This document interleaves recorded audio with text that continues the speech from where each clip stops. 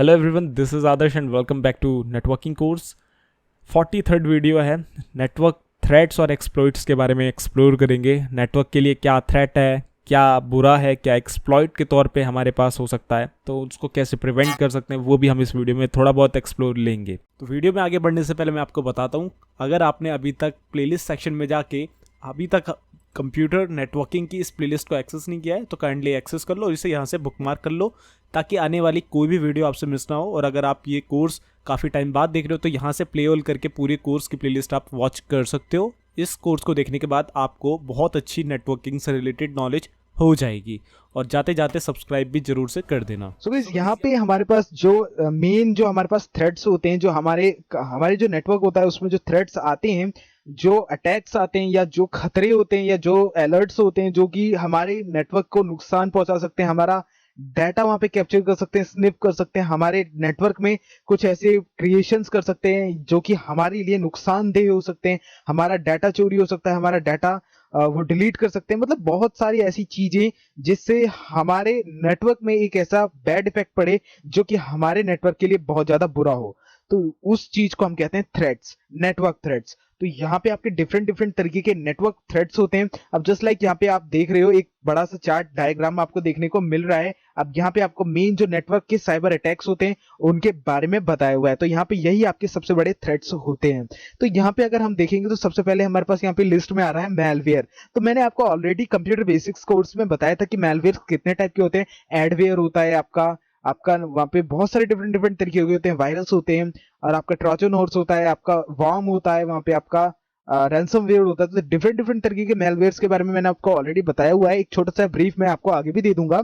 तो आप इतना समझ लो कि मेलिशियस वो सभी सॉफ्टवेयर होते हैं just like ransomware, virus, Trojan horse और एडवेयर, और जो कि मतलब आपको नुकसान देने के लिए पहुंचाए जाते हैं। मतलब नुकसान किस तरीके से, आपका डाटा इंक्रिप्ट कर देंगे, आपका डाटा ऐसा कर देंगे, डिलीट कर देंगे, कॉपी कर देंगे बार बार बार बार, जिससे आपका प्रॉब्लम क्रिएट हो, आपका सिस्टम स्लो पड़ जाए, आपका स्टोरेज भर जाए। इस तरीके के वायरस बनाए जाते हैं। कौन बनाता है? एंटीवायरस कंपनियां बनाती हैं ताकि उनका एंटीवायरस सेल हो। एक तरीके का प्रोपेगेंडा होता है ये पूरा। और ये वर्क करता है कहाँ पे? कुछ ऐसी साइट्स से या कुछ ऐसे सॉफ्टवेयर के साथ इनबिल्ट आता है जो कि आपको नुकसान पहुंचाते हैं आपके कंप्यूटर को। तो वो सारा आपका मेलवेयर के अंदर आता है।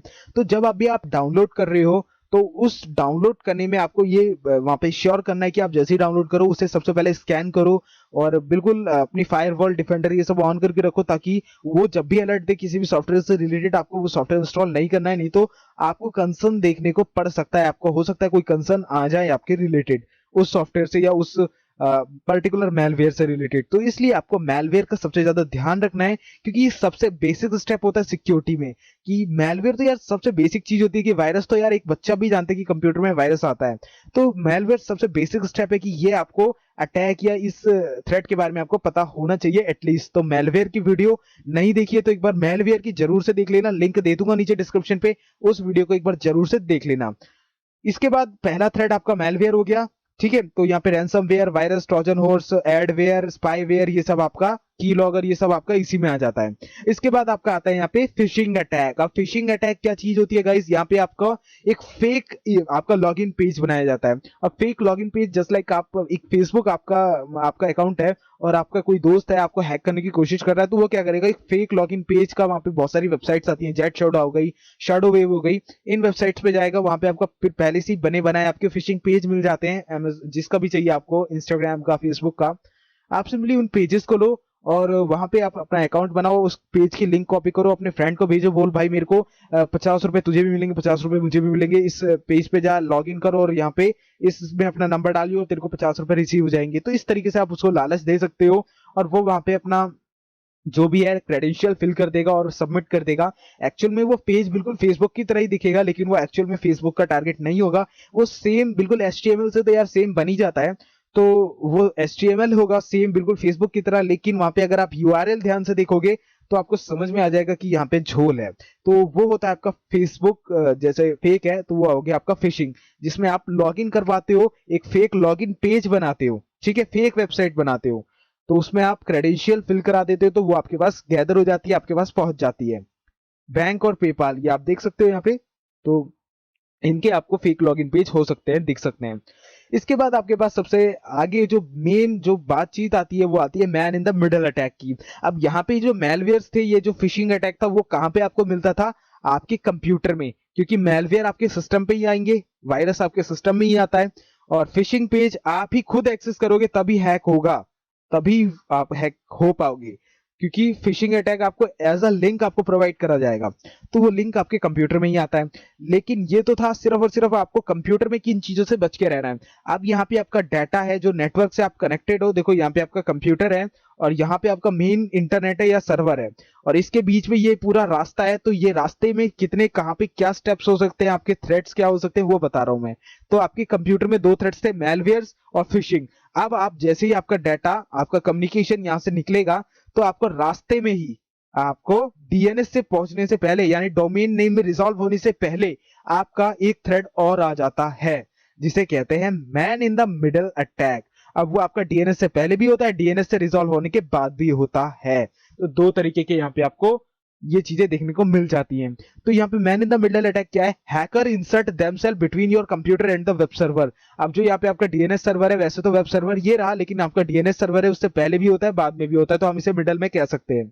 तो यहाँ पे आपका हैकर है, वो चला जाएगा और आपका जो डाटा एक लाइन से दूसरी लाइन पे जा रहा है, तो वो बीच में ही उसमें अटैच हो जाएगा, और उसमें जो भी डाटा जा रहा है उसे पकड़ेगा, उसके पैकेट्स लेगा, उसे एनालाइज करेगा, और जो डाटा होगा वो अपना वो गैदर कर लेगा, उसे जो भी करना है वो कर सकता है।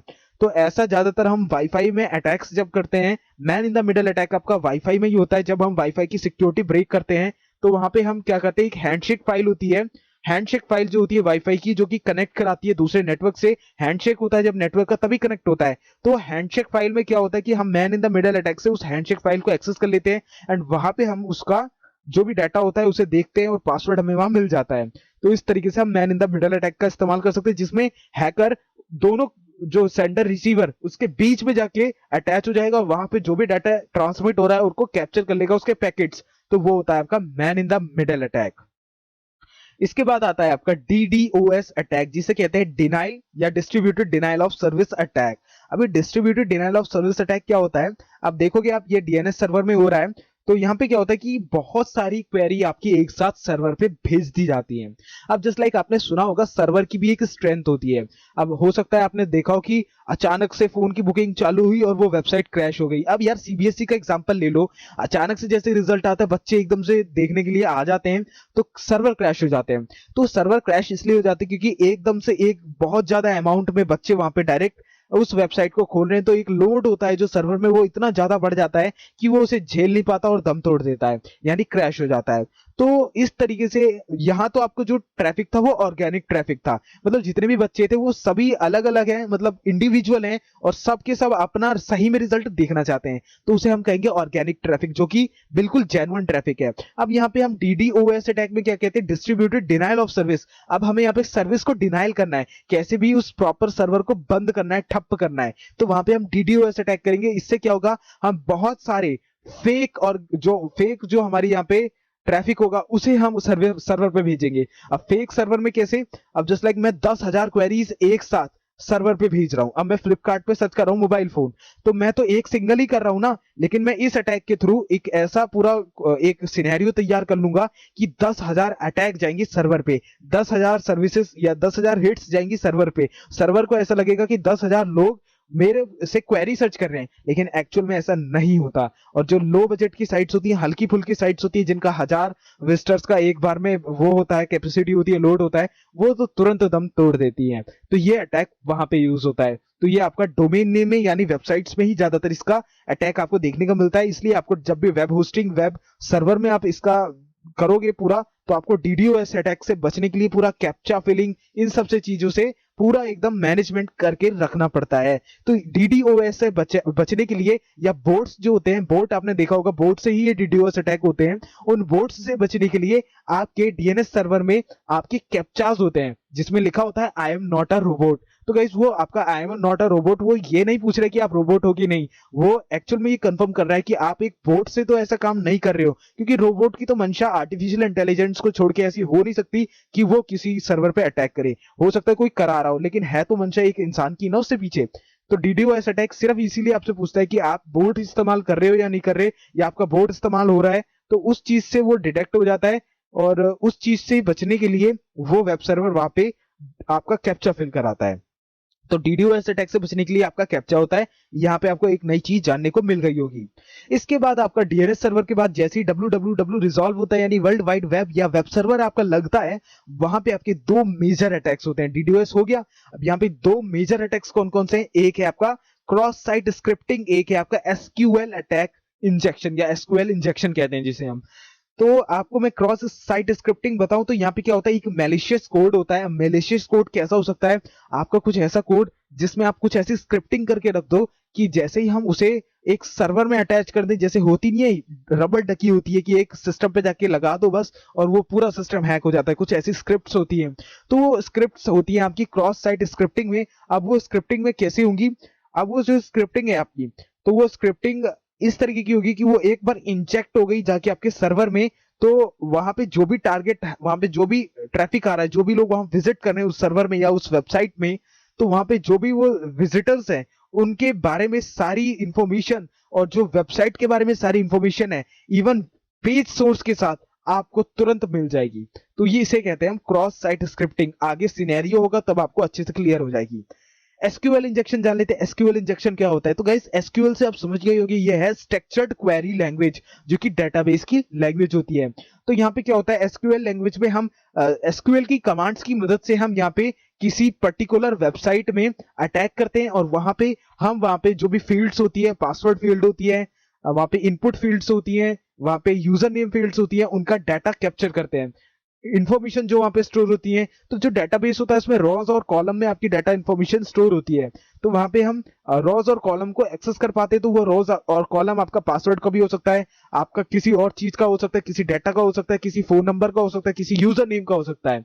तो ये पूरा डेटाबेस से रिलेटेड होता है। तो ये दोनों अटैक आपकी क्रॉस साइट स्क्रिप्टिंग वो होता है आपके बिल्कुल वेब सर्वर पे, एंड एसक्यूएल इंजेक्शन आपके मेन डेटाबेस सर्वर पे होता है। तो इस तरीके से डीडोएस अटैक भी आपका मेन डोमेन नेम में होता है, यानी जहां पे आपका डोमेन नेम रिजॉल्व हो रहा होता है, और एक आपका ये होता है वेब सर्वर पे, या आपका जो मेन जो सर्वर है जहां पे अटैक्स जहां पे लोड होता है उस पे। तो इस तरीके से ये पूरे आपके अटैक्स यहाँ पे परफॉर्म होते हैं।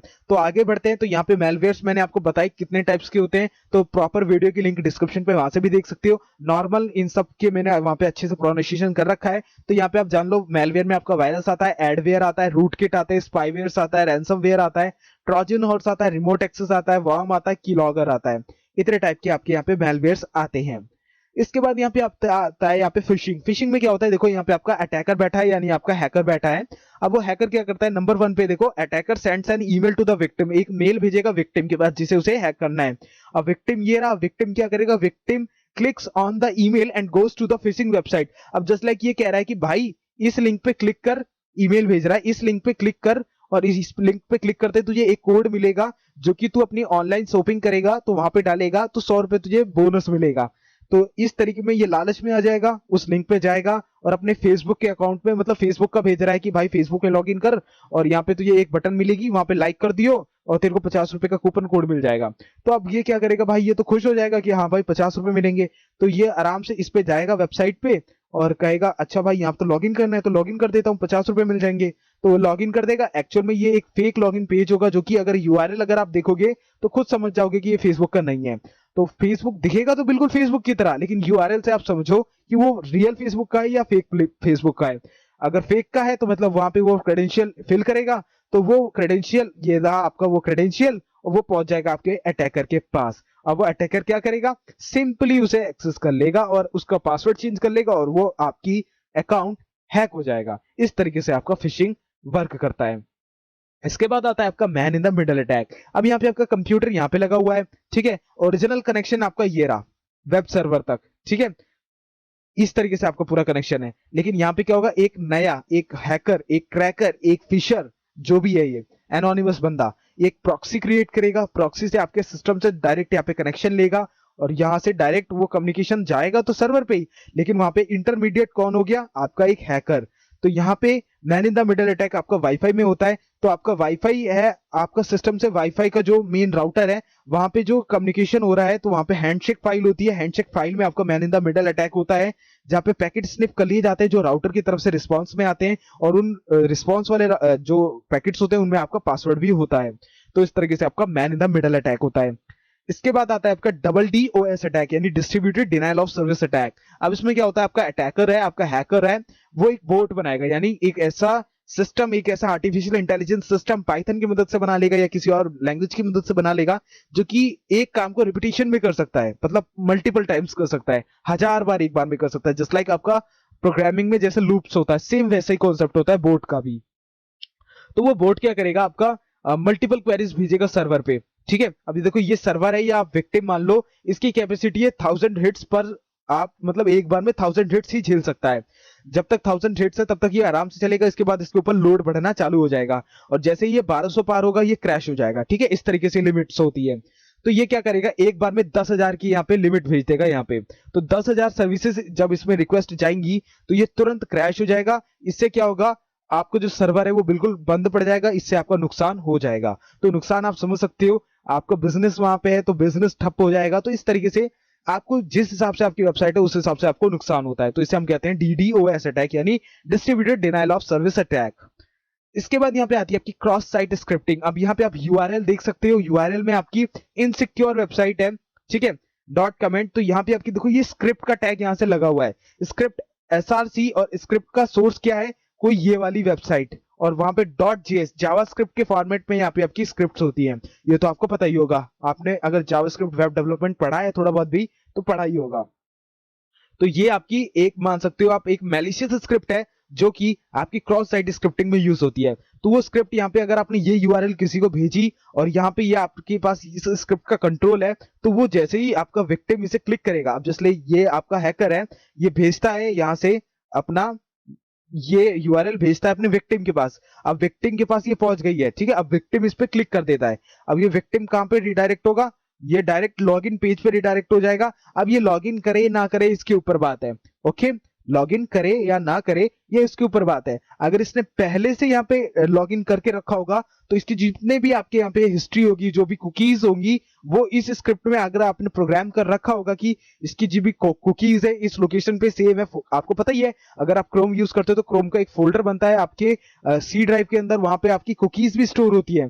तो अगर इस स्क्रिप्ट में ऐसा कुछ होगा कि वहां पे आपकी यूजर के बिना परमिशन के वो कुकीज की फाइल अपलोड हो जाए इस स्क्रिप्ट में, जो एड्रेस होगा वहां पे, तो वो आपकी कुकीज आपने अगर लॉगिन कर रखा है ऑलरेडी, तो कुकीज ऑटोमेटिकली आपकी इस स्क्रिप्ट में क्लिक करने की वजह से तुरंत आपकी वो स्क्रिप्ट्स, जो भी आपकी सेंसिटिव डाटा होगा, जो भी आपके वहां पे यूजर नेम पासवर्ड ये सब स्टोर होंगे, वो आपके बिना परमिशन के, आपके बिना पता लगे हैकर के पास पहुंच जाएंगे। तो अगर आपने क्रॉस साइट स्क्रिप्टिंग को समझा है तो यहाँ पे अगर आप एक छोटा सा एग्जांपल और लोगे, अगर आपने पढ़ा भी है कुकी स्निफिंग, ठीक है, कुकी स्निफिंग, तो कुकी स्निफिंग यही होता है कि आपकी कुकीज को चोरी कर लेना और उससे आपकी डाटा इंफॉर्मेशन निकाल लेना। तो क्रॉस साइट स्क्रिप्टिंग बिल्कुल सिमिलर है कुकी स्निफिंग की तरह। तो इस तरीके से आपकी क्रॉस साइट स्क्रिप्टिंग होती है। इसके बाद आता है आपका लास्ट SQL इंजेक्शन अटैक। अब इसमें क्या होता है, इसमें देखो ये पूरी स्ट्रक्चर्ड क्वेरी लैंग्वेज होती है, यूनियन इंटरसेक्शन होता है, सिलेक्ट मतलब पूरी टेबल को सिलेक्ट कर रहे हैं, सिलेक्ट कौन सा यूजर नेम। अब सिलेक्ट में आप यूजर नेम करें तो यानी यूजर नेम वाली फील्ड, पासवर्ड वाली फील्ड, फ्रॉम मतलब कौन सी टेबल से, यूजर नाम की टेबल है, ठीक है। इस तरीके से ये पूरी कमांड होती है। SQL के बारे में जब प्रॉपर वीडियो बनाऊंगा ना तब आपको SQL अच्छे से समझा दूंगा। तो SQL नेम डिस्क्रिप्शन यानी ये दो रॉज या कॉलम है जो हमें सिलेक्ट करने हैं, और कौन सी टेबल से, यानी फ्रॉम प्रोडक्ट, प्रोडक्ट नाम की टेबल है। वेयर मतलब वहां एक कंडीशन है, क्या कैटेगरी होनी चाहिए, गिफ्ट वाली, गिफ्ट वाली कैटेगरी। अब सिलेक्ट क्या करना है यहाँ से, यूजर नेम पासवर्ड। अब पासवर्ड वहां से यूनियन मतलब सारे, सारे यूनियन मतलब सारे, फ्रॉम यूजर्स। अब यूजर नेम पासवर्ड वहां से कलेक्ट हो जाएंगे। तो यहाँ पे आपका डेटाबेस है, डेटाबेस में यहाँ पे आपकी हो सकता है ये वाली नेम की, ये वाला आपका रो हो, ये वाली मतलब कॉलम आपका डिस्क्रिप्शन का हो, और ये पूरी टेबल का नाम होगा आपका डिस्क्रिप्शन, ठीक है। देखो from description, product, where, category, gift. अब यहाँ पे आपका गिफ्ट का नाम होगा तो ये पूरी लाइन सिलेक्ट हो जाएगी, ये वाली गिफ्ट। तो इस तरीके से ये टेबल रॉज सिलेक्ट करी जाती है, ये SQL में आपको समझ में आएगा। तो वो सब सिलेक्ट कर लेगा और सिंपली उसका जो डाटा है वो ट्रांसमिशन आपके पास आ जाएगा इस तरीके से, ठीक है। तो ये आपका वेबसाइट्स पे होता है जो कि अनसिक्योर वेबसाइट्स होती हैं। अब जस्ट लाइक वर्डप्रेस की वेबसाइट पे ये अटैक बहुत ज्यादा फेमस है, बहुत आसानी से वर्डप्रेस की वेबसाइट SQL इंजेक्शन की मदद से हैक हो जाती है, जहां पे हम यूजर नेम पासवर्ड कुछ भी निकाल सकते हैं। इसका प्रैक्टिकल मैं आपको CEH की क्लास पे करके दिखाऊंगा जब भी वो कोर्स लेके आऊंगा। बहुत ही अच्छा कोर्स होगा वो, गाइस आपको अगर यहाँ पे थोड़े बहुत भी कॉन्सेप्ट यहाँ पे क्लियर हो रहे हैं ना, तो गाइस CEH का कोर्स बिल्कुल भी मत भूलना, बहुत ही अच्छा कोर्स बनाने वाला हूं मैं। इस चैनल को अभी सब्सक्राइब नहीं किया तो कर दो यार, बहुत अच्छा कोर्स होने वाला है। तो यहाँ पे आपको मैंने SQL भी बता दिया कि किस तरीके से यहाँ पे कमांड्स होती हैं पूरी SQL की, और उस हिसाब से यहाँ पे डाटा को कैप्चर करा जाता है डेटाबेस टेबल से। ये पूरी टेबल होती है डेटाबेस की आपकी सर्वर में स्टोर, वहां से ये डाटा आपका कैप्चर करा जाता है। तो कैसी लगी आपको ये वीडियो मुझे कमेंट करके बताइएगा, और अच्छी लगी हो तो लाइक करिएगा, कोई सवाल हो कोई सुझाव हो नीचे कमेंट करिएगा। सो मैं मिलता हूँ आपसे नेक्स्ट वीडियो में। Till then good bye, take care, stay healthy, और प्लेलिस्ट सेक्शन में एक बार जरूर चेकआउट मारना, आपके मतलब के कोर्सेज यहाँ मिल जाएंगे।